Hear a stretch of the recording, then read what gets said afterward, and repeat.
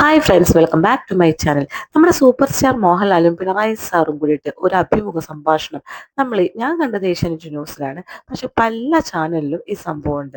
ഇരുവർ എന്ന് പറഞ്ഞുകൊണ്ടാണ് ക്യാപ്ഷൻ ഇട്ടുകൊണ്ടാണ് ഈ മുഖം നടന്നിരിക്കുന്നത്.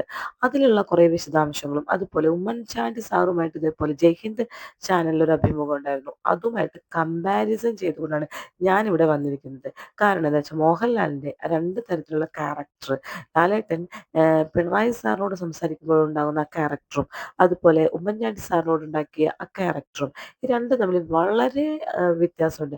അതിൻ്റെ കാരണം എന്താണെന്ന് വെച്ചാൽ PR തന്നെയാണ്.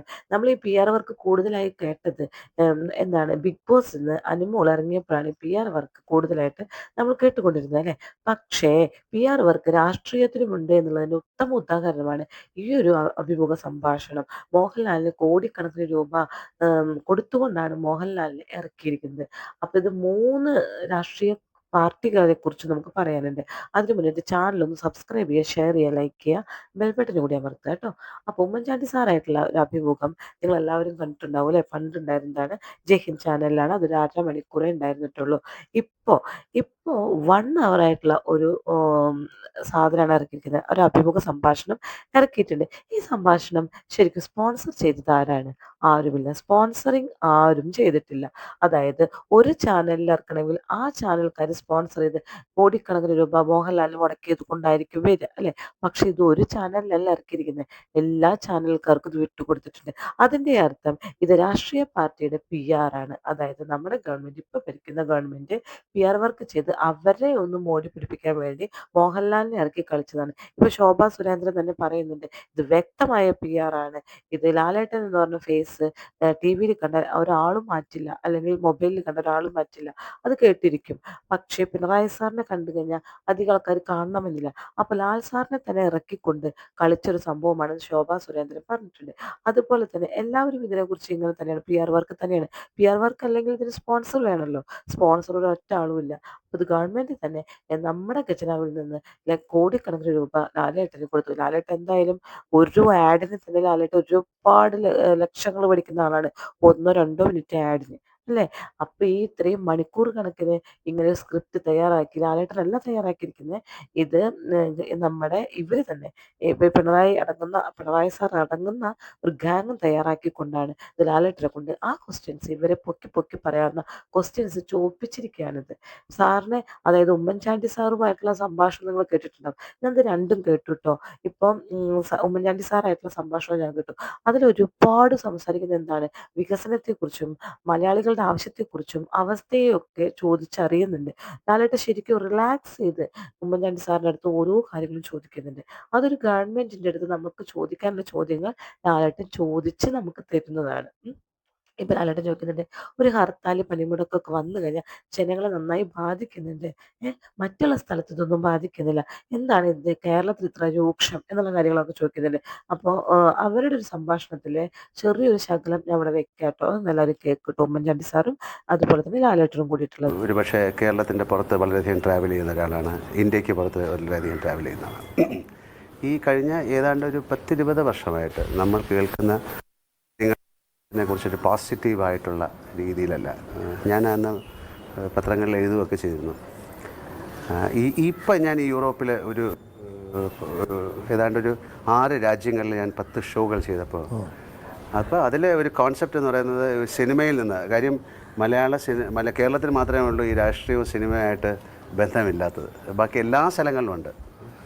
തമിഴ്നാട്ടിലായാലോ അല്ലെങ്കിൽ തെലുങ്ക് ദേശത്തായാലോ കർണാടകത്തിലായാലോ മഹാരാഷ്ട്രയിലൊക്കെ സിനിമയും രാഷ്ട്രീയം അങ്ങോട്ടും ഇങ്ങോട്ടും വളരെയധികം നിറ്റഡാണ്. കേരളത്തിൽ മാത്രം അതില്ല.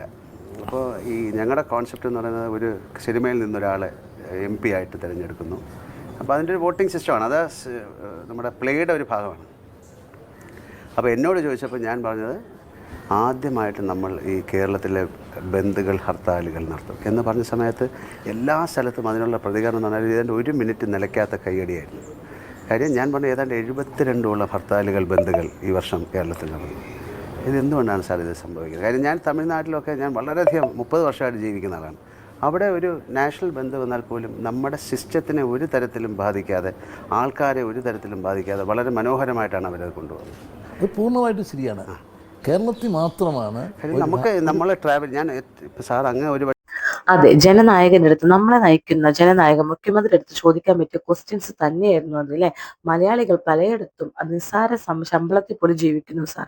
എന്തുകൊണ്ട് കേരളത്തിൽ അതുപോലും കിട്ടുന്നില്ല, ആ ജോലി പോലും കിട്ടുന്നില്ല? അതുകൊണ്ട് പല സ്ഥലത്തും അവര് മീൻ വിൽക്കാൻ പോലും പല സ്ഥലത്തേക്കും പോകുന്നുണ്ട് എന്നൊക്കെ പറയുന്നു, മീൻ പിടിക്കാനൊക്കെ. അപ്പോൾ പിന്നെ ഇപ്പൊ ചോദിക്കുന്നത്, ഒരു ഗവൺമെന്റ് തുടങ്ങി വെച്ച പണികൾ മറ്റുള്ള ഗവൺമെന്റ് വരികയാണെങ്കിൽ അവർ പൂർത്തീകരിക്കുന്നില്ല. അപ്പൊ ഇത്രയും ചെയ്തത് നമുക്ക് നഷ്ടമല്ലേ സംഭവിക്കുന്നത്? തുടർച്ചയായിട്ടുള്ള ഭരണം അവരെ വീണ്ടും വീണ്ടും പിന്നോട്ട് വലിക്കുന്നത് എന്തുകൊണ്ടാണെന്നൊക്കെ ഇങ്ങനെ ലാലേട്ടൻ ചോദിക്കുന്നുണ്ട്. വളരെ റിലാക്സ് ആയിട്ടാണ് സംസാരിക്കുന്നത് ഇവർ രണ്ടുപേരും ട്ടോ. പക്ഷേ പിണറായി സാറുമായിട്ടുള്ള അഭിമുഖത്തിൽ ലാലേട്ടൻ വളരെ പേടിച്ചിരിക്കുന്നത് പോലെയാണ് തോന്നുന്നത്. ചോദ്യങ്ങൾ വളരെ സ്ക്രിപ്റ്റഡ് ആയിട്ടാണ് തോന്നുന്നത്. ചോദിക്കുന്നത് മുഴുവൻ പിണറായി സാറിനെ പൊക്കാൻ വേണ്ടി മാത്രമാണ്. കേരളത്തിലെ അവസ്ഥയെക്കുറിച്ചോ ഒന്നും ചോദിക്കുന്നില്ല. അദ്ദേഹത്തിന്റെ വീട്ടിൽ റോബിൻ എന്ന് പറഞ്ഞ പട്ടിയുടെ പേര് പോലും എടുത്ത് ചോദിക്കുന്നു. അദ്ദേഹത്തെ ഇങ്ങനെ പുകഴ്ത്ത, കുട്ടിക്കാലത്ത് എന്ത് നടന്നു, എന്തൊക്കെ സംഭവങ്ങൾ നടന്നു, എങ്ങനെയാണ് സ്റ്റാർ ആയത്, അങ്ങനെ അദ്ദേഹത്തെ സ്റ്റാർ ആക്കാൻ വേണ്ടി ചോദിക്കുന്ന ചോദ്യങ്ങൾ മാത്രമേ കണ്ടുള്ളൂ. ഇപ്പൊ പിണറായി സാറ് ധർമ്മടത്ത് തന്നെയാണ് മത്സരിക്കുന്നത്, വീണ്ടും മത്സരിക്കുന്നുണ്ട് ആള്, ഈ വട്ടവും മത്സരിക്കുന്നുണ്ട്.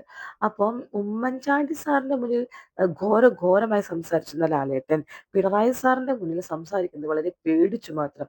പിണറായി സാറാണ് ഇവിടെ കൂടുതൽ സംസാരിക്കുന്നത്. അവിടെ ലാലേട്ടനാണ് സംസാരിച്ചത്, ഇവിടെ പിണറായി സാറാണ് കൂടുതൽ സംസാരിക്കുന്നത്. അവരെ പൊക്കിക്കൊണ്ട്, അവരെ ഗവൺമെന്റിനെ പൊക്കിക്കൊണ്ട്. ഇപ്പൊ ദാദാ സാഹിബ് പുരസ്കാരം കിട്ടിയപ്പോൾ തന്നെ ലാലേട്ടൻ സംഖ്യയാണെന്ന് എല്ലാവരും പറഞ്ഞു പരത്തിയിരുന്നു അല്ലെ. അപ്പൊ ആ ലാലേട്ടൻ തന്നെയാണ് പിണറായി സാറിനെ മുന്നിൽ മുട്ടിങ്ങനെ ഇടിച്ചുകൊണ്ട് സംസാരിക്കുന്നത് നമ്മൾ കാണുന്നത്. ആ ഒരു ബോഡി ലാംഗ്വേജ് കേട്ടാൽ നമുക്കറിയാം. ശരിക്കും ഈ പ്രോഗ്രാം ഏറ്റെടുത്തിരിക്കുന്ന ആരാണ്, സ്പോൺസർ ചെയ്തിരിക്കുന്ന ആരാണ്, ആർക്കും അറിയില്ല. ഇത് ഗവൺമെന്റ് തന്നെ അവരുടെ ഒരു PR വർക്കിന്റെ ഭാഗമായിട്ട് ചെയ്ത് ലാലേട്ടന്റെ ഫേസ് വെച്ച് കേരളത്തിൽ ചെയ്താൽ വിജയിക്കുമെന്ന് അറിയാവുന്നത് കൊണ്ട് തന്നെ ലാലേട്ടനെ പിടിച്ച് ആ ക്വസ്റ്റ്യൻസ് ലാലേട്ടന്റെ കയ്യിൽ കൊടുത്ത് ഇവരെ അങ്ങോട്ട് ഉയർത്തിക്കെട്ട് അവിടെ ചെയ്തതാണ്. എനിക്ക് ഒരു രാഷ്ട്രീയവും ഇല്ലാത്ത ആളാണ്, പക്ഷെ നമുക്കിത് കണ്ടു കഴിഞ്ഞാൽ ഇങ്ങനെ തന്നെ എല്ലാവർക്കും തോന്നുള്ളൂ. ഉം. സർക്കാർ തന്നെ എടുത്ത ഇന്റർവ്യൂ ആണ്. അപ്പൊ ഈ മോഹൻലാലിന് ആരാണ് കോടികൾ കൊടുത്തത്? എന്തായാലും 1 മണിക്കൂർ നീണ്ട ഈ ഒരു സംഭാഷണം നടക്കാൻ വേണ്ടി മോഹൻലാൽ 2, 3, 4 മണിക്കൂർ സ്പെൻഡ് ചെയ്തിട്ടുണ്ടാവും. അപ്പൊ ഇത്രയും മിനിറ്റുകൾ, ഇത്രയും മണിക്കൂറുകൾ സ്പെൻഡ് ചെയ്യണമെങ്കിൽ മോഹൻലാലിന് എത്ര ലക്ഷങ്ങൾ, എത്ര കോടികൾ കൊടുത്തിട്ടുണ്ടാവും. ഏഹ് അതില് ഈ സാറ് തന്നെ, പിണറായി സാർ പറയുന്നത്, എനിക്ക് ആരോട് വിരോധമില്ല, എൻ്റെ കൈകൾ ശുദ്ധമാണ്, അതുപോലെ തന്നെ എന്താണ്, ഞാൻ സന്യാസിയാണ്, ഒന്നും എൻ്റെ കയ്യിലില്ല, വാടകയ്ക്കാണ് കുറെ കാലം ഞാൻ താമസിച്ചിരുന്നത് എന്നൊക്കെ പറയുന്ന വ്യക്തിക്ക് ഒരുപാട് വാഹനങ്ങൾ മേടിച്ച് നടക്കുന്ന വ്യക്തിയാണ് എന്ന് നമുക്കറിയാലേ. അപ്പൊ ജനങ്ങളിലേക്ക് ഇറങ്ങിച്ചെല്ലാൻ വേണ്ടി മോഹൻലാൽ എന്നൊരു ഫേസിനെ കരുവായിട്ടാണ് ഇവിടെ ഉപയോഗിച്ചിരിക്കുന്നത്. അതിനുവേണ്ടി സ്പെൻഡ് ചെയ്ത പണം, നമ്മളുടെ പണം തന്നെ, നമ്മുടെ ഖജനാവിൽ നിന്ന് എടുത്ത പണം തന്നെയാണ് ഇവരുടെ ഈ ഗവൺമെന്റിനെ ഒന്ന് ഉയർത്തി കാണിക്കാൻ വേണ്ടി എടുത്തിരിക്കുന്നത്. അത് സാധാരണ ജനങ്ങൾക്ക് ഉപയോഗിക്കേണ്ട പണമാണ് ഇവരുടെ ഇപ്പൊ പിണറായി സാറിനെ ഉയർത്താൻ വേണ്ടി യൂസ് ചെയ്തിരിക്കുന്നത്. അല്ലാതെ മോഹൻലാൽ സാർ ഒരിക്കലും ഓസിക്ക് പോയിട്ട് ചെയ്തു കൊടുക്കേണ്ട ആവശ്യകതയില്ലല്ലോ. ഓസിക്ക് ഒരു ദിവസം സ്പെൻഡ് ചെയ്യേണ്ട ആവശ്യകത അവിടെ വരുന്നില്ല. അപ്പൊ അതിന്റെ ഫണ്ട് എവിടെ നിന്ന് ലഭിച്ചു? ഇതൊന്നും ഒരു ഉത്തരം പറഞ്ഞിട്ടേ ഇല്ല. വീട്ടുകൾക്ക് ലക്ഷങ്ങൾ മേടിക്കുന്ന മോഹൻലാൽ സാറ് എന്തുകൊണ്ട് ഇത് ചെയ്തു കൊടുത്തു? ഇവരെ ഉയർത്തി ഉയർത്തി കൊടുത്തു. ഗവൺമെന്റിന്റെ അപാകതകളോ ഒന്നും ഇതിൽ പറയുന്നില്ല. ഗവൺമെന്റിന്റെ പൊക്കി മാത്രം പറയുന്നു. അതിന്റെ അർത്ഥം എന്താണ്? ആ ഗവൺമെന്റ് ചെയ്തത് ഒക്കെ ശരിയാണ്. ഏഹ് അവര് ഇനിയും ജനനായകനായിട്ട് ഇനിയും വരാൻ പിണറായി സാറിന് യോഗ്യതയുണ്ട് എന്നൊക്കെയാണ് പറയുന്നത്. അതെന്തോ ആയിക്കോട്ടെ, യോഗ്യതയുണ്ടോ ഇല്ലയോ ആയിക്കോട്ടെ. പക്ഷെ നമ്മളൊരു അഭിമുഖം നടത്തുമ്പോൾ അവരുടെ പോസിറ്റീവ് സൈഡും നെഗറ്റീവ് സൈഡും കാണിച്ചിരിക്കണം അല്ലെ. ഇത് അതൊന്നുമില്ല. സ്ക്രിപ്റ്റഡ് ആയിട്ടുള്ള കുറെ ക്വസ്റ്റ്യൻസ് ലാലേട്ടന് കൊടുത്തു, ലാലേട്ടന് കുറെ പേയ്മെന്റും കൊടുത്തു, ലാലേട്ടൻ വന്നിരുന്ന ക്വസ്റ്റ്യൻസ് ചോദിച്ചു, ഇത്രയേ ഉണ്ടായിട്ടുള്ളൂ.